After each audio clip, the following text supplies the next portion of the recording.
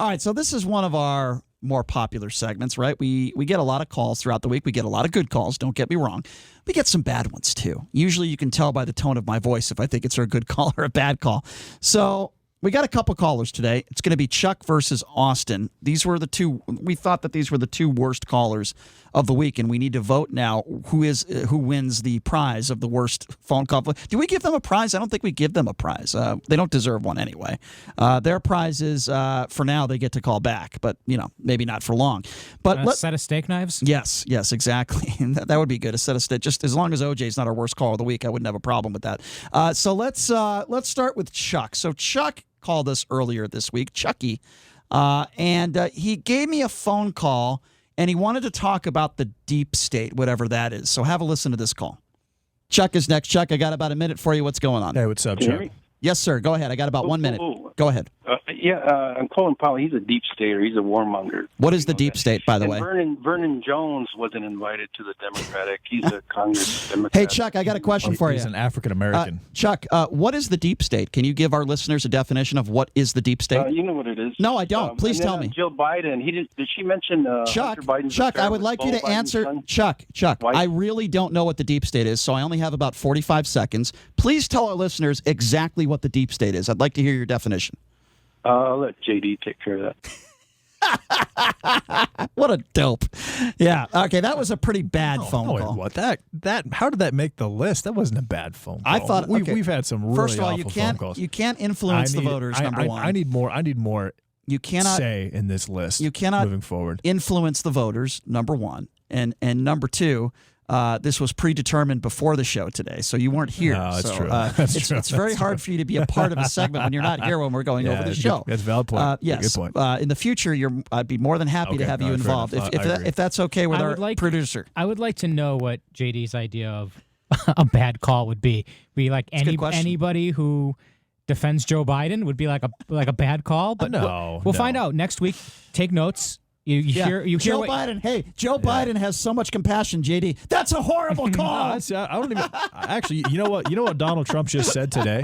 Donald Trump just said, you know what the difference between Hillary Clinton and Joe Biden is? Hillary Clinton is smarter than Joe Biden.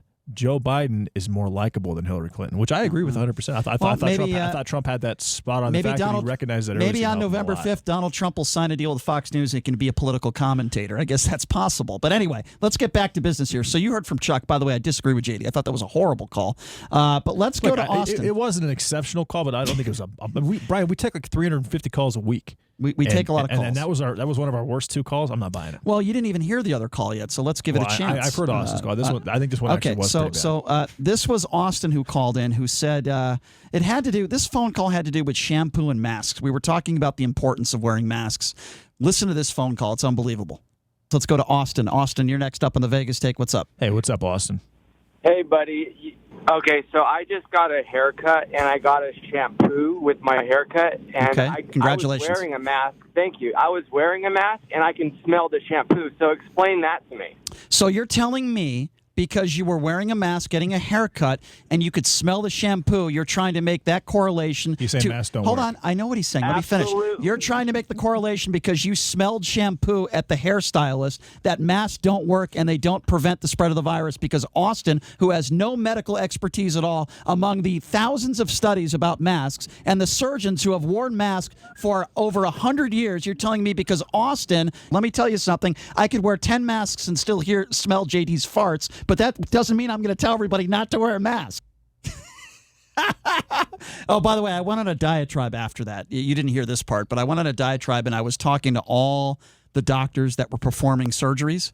And in case they listen to KDWN while they're trying to save somebody's life, just in case they're listening to the Vegas Take, actually, that could probably cause a heart attack themselves. But anyway, that's another story. So I gave a message to all them, for all those people out there and the doctors that are wearing masks right now, it's okay to take them off because Austin called in and he said it's okay because he was wearing a mask, getting a haircut, and he could smell shampoo. Again, not a horrible call either, Brian, because hold on a second. How is that not a horrible call? Because the size of microns of COVID-19 are significantly smaller than the smallest that an N95 mask, which is a high-quality mask, can actually prevent from coming in. So he's correct. And if you can smell my fart through 6 layers of masks, then obviously masks don't work, Brian. So okay. I thought these were two actually, I would not call them bad calls, But I would say that Austin's call was probably a little worse than Chuck's. All right. Well, JD's voted.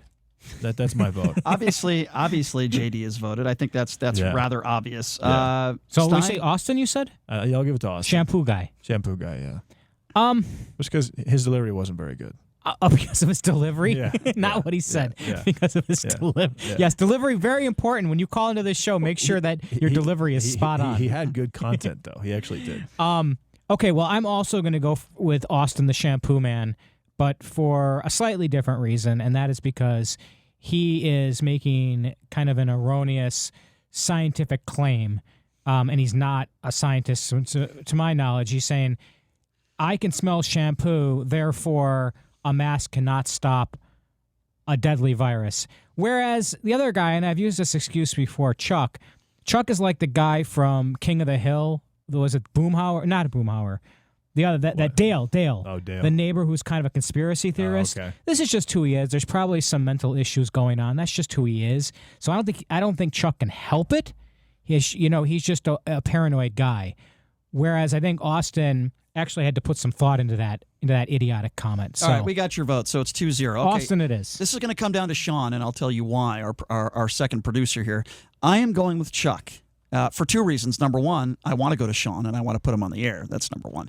And number two, I really believe that idiots out there that use the term deep state don't even know what it is. They just use it because of the doofuses out there. Some people that are talk show hosts in the state, by the way, who use that term. The same host. Are you sure it's this state or not a different state? In Las Vegas, there are some hosts out there in the city of Las Vegas that have only paid to be on the radio. But do they do their show from Las Vegas? Yes. Okay. And in their entire radio quote-unquote career, they just show up with a bundle of cash and go on the radio, and never in their life have they actually been paid by a radio station to do a show. I've been doing this for 20 years. I've been paid by companies to do radio before. But there are some people in this town that do radio shows that seem to think that they are very important and very skilled, but yet they've never been paid by a radio station. By the way, that noise was God agreeing with me. That's exactly what that was. That what that was? That was God. All right, so I'm voting for Chuck because these people, these ignoramuses out there that use the term deep state don't even know what it is. You know why? Because it doesn't exist. That's why. So now we're going to have to go to our second producer. Well,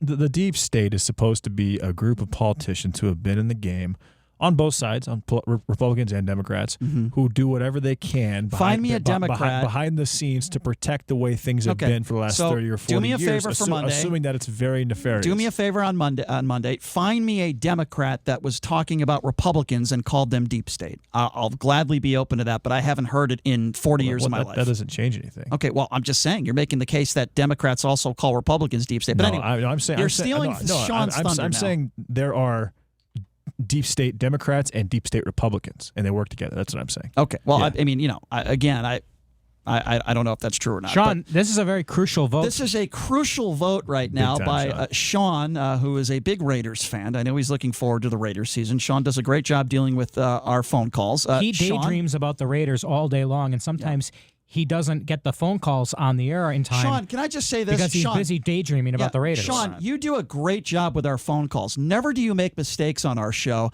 You always get back to our busy phone calls. You always do a fantastic job. You don't make mistakes. I don't know how you do it. Maybe it's because you enjoy our show. I don't know. But I just wanted to say thank you, Sean. You do a great job. Lots of coffee. I think I'm going to make it short and sweet. We only got about a minute here.